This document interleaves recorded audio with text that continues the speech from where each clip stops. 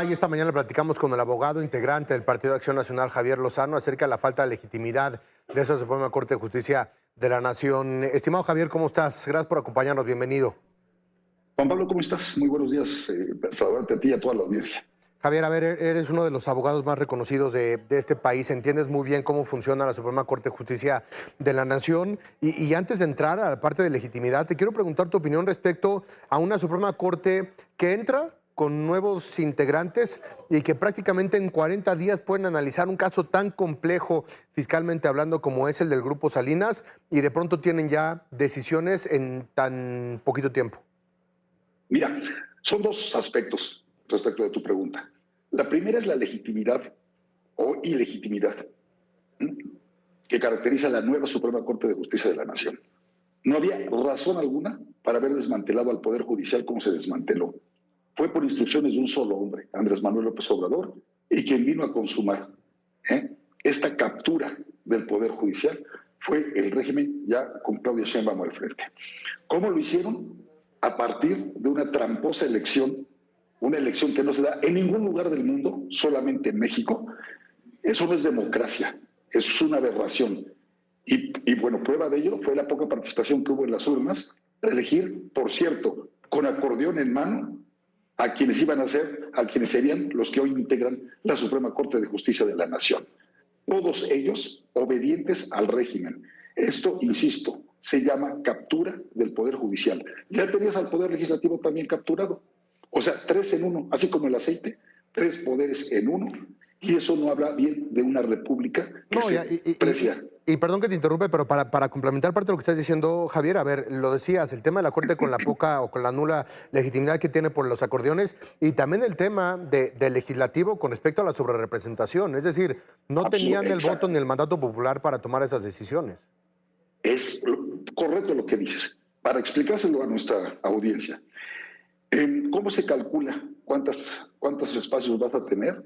Se calcula a partir de la votación que hubo para los diputados federales, para los 300 distritos. Morena, con sus aliados, obtuvo el 54% de los votos y el 46% restante fue de la oposición. Resulta que sobre la mesa, no en las urnas, en la mesa del Instituto Nacional Electoral y luego del Tribunal Electoral del Poder Judicial de la Federación, pasaron de 54 a 74% de los asientos o de las curules en la Cámara de Diputados. ¿Para qué? Para que tengan artificialmente la mayoría calificada. Y con esa mayoría calificada que ya tenían en la Cámara de Diputados, en el Senado le bastó con comprar a 4 traidores que estaban en la oposición para pasarlos a Morena y entonces ya tener las 2/3 partes necesarias para reformar la Constitución. Habiendo hecho esto, procedieron a reformar la Constitución. Y ya que como reformaron la Constitución, hicieron esto de imponer a sus incondicionales, a los que están... Y eso explica la segunda parte de tu pregunta. ¿Cómo es posible que en tan pocos días no hayan estudiado un expediente tan grueso y tan complejo técnicamente hablando, te lo digo como abogado? ¿Cómo es posible que lo hayan hecho en tan pocos días? Pues no lo hicieron, simplemente les están dictando la tarea. Ellos van a obedecer ciegamente las instrucciones de Palacio Nacional. Y por eso es que lo pueden hacer, porque pueden y porque quieren. Estamos acercándonos a un régimen autoritario, si no es que totalitario. Y de pronto, Javier, a ver, hablar abiertamente de la simulación, porque podemos pretender y hacer como que en efecto se está llevando a cabo esta sesión y que en efecto están discutiendo y que en efecto están generando planteamientos, pero la realidad es que con estas líneas y que con esos mandatos estamos viendo una simulación legislativa por una parte con respecto a estas supuestas discusiones que hay en el Pleno y en comisiones, cuando las permiten y cuando las hay, y por otra parte este tipo también de sesiones que son una simulación absoluta respecto a lo que está sucediendo. Es decir, ya sabemos el resultado, ya conocemos por dónde va a ir, y cuando hablas de una simulación respecto a lo que implica una democracia, estás hablando de una democracia simulada. Estoy completamente de acuerdo. Y hay un efecto corruptor que es bien grave. Desde Palacio Nacional en las mañaneras ya les están dictando cuál tiene que ser el sentido de la resolución. Eso no puede ocurrir en ningún caso. No puede haber el efecto corruptor de ninguna autoridad para insinuarle o señalarle a la autoridad judicial, jurisdiccional, cuál debe de ser su resolución final. Y estás hablando de la máxima autoridad judicial en este país, que es la Suprema Corte de Justicia. La desmantelaron todo el Poder Judicial y ahora estamos en sus manos. Y un poco lo que decía Ilse Lorena, tu reportera, también acompáñalo con las reformas a la ley de amparo. Amparo, como su palabra, el significado de amparo es amparo y protección de la justicia federal frente a los abusos de cualquier autoridad contra una persona. Sí, le quitaron la esencia al amparo, que es la suspensión provisional y definitiva, y entonces te van a dejar literalmente en el desamparo. Y lo de Ricardo Salinas y Grupo Salinas, y me hago cargo de mis palabras, es una auténtica persecución política. Les encanta, como cualquier régimen totalitario o autoritario, es lo que están haciendo. Y dice y repite una y otra vez la presidenta Sheinbaum que esto es jurídico, no político. Falso de toda falsedad. Es absolutamente político. Es una persecución a un hombre que está generando riqueza, que mantiene familias enteras con empleo formal, con bienestar.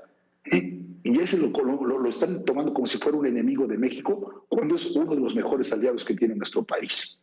Persecución política cuando todos estos cambios, estas reformas a la Constitución, estas nuevas leyes estaban dirigidas con nombre y apellido directamente a Ricardo Salinas, dices el caso del amparo específicamente, pero cuando el Estado no le permitía a un gobierno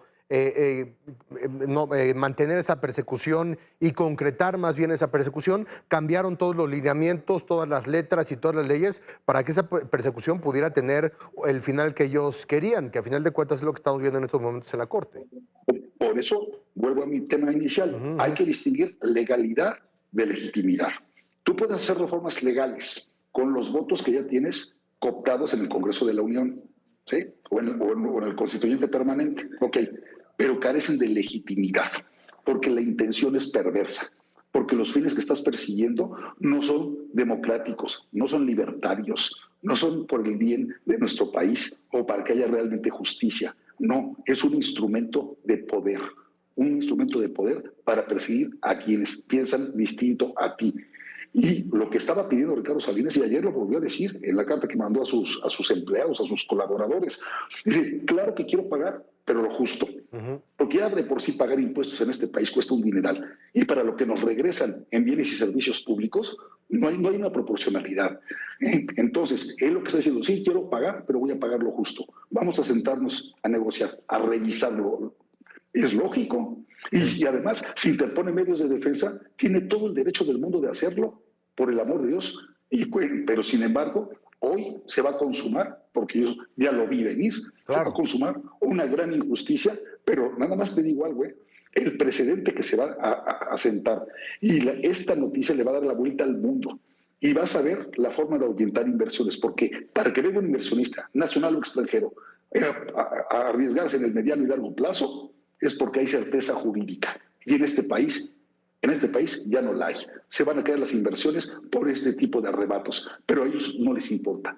Ellos lo que quieren es el poder como un fin en sí mismo y no el poder para servir con él. Sí, y yo quería terminar precisamente contigo, Javier, en ese tono respecto al impacto al presidente a nivel internacional, el tema de las inversiones, el tema de los empresarios. Hoy es Ricardo Salinas, mañana puede ser cualquier otro. Hoy es un rostro importante en ese sentido, pero hemos visto las cartas y los avisos de empresas norteamericanas al gobierno de los Estados Unidos con respecto a esta extorsión que está sufriendo por parte del SAT y de otras instituciones mexicanas y lo que eso te habla con respecto al Estado de Derecho y a la certeza jurídica que hoy muere en nuestro país a partir de esta decisión. Fíjate que precisamente en este proceso de consultas que hizo la USTR, digamos el Departamento de Comercio de los Estados Unidos, una serie de consultas de cara a la revisión en el 2026 del TEMEC, del Tratado Comercial con Estados Unidos y Canadá. Y la preocupación número uno, la central de todos lados en esa consulta, ha sido la misma, la falta de certeza jurídica. Y entre los señalados está el SAT. Y entre los aspectos también señalados están las reformas a la ley de amparo. Y lo que más destaca es la debilidad o la ausencia ya de un poder judicial independiente. Así que las consecuencias las vamos a pagar todos los mexicanos por el capricho de un puñado de gente autoritaria, abusiva, que llegaron a México solamente para robar, para corromper y para aliarse con el crimen organizado, y no para hacer justicia ni para ayudar a los empresarios que están luchando todos los días por un México mejor. Javier Lozano, te agradezco mucho. Gracias por acompañarnos y le damos seguimiento al tema. Gracias. Gracias, Juan Pablo. Buen día a todos. Nos vemos. Muchas gracias.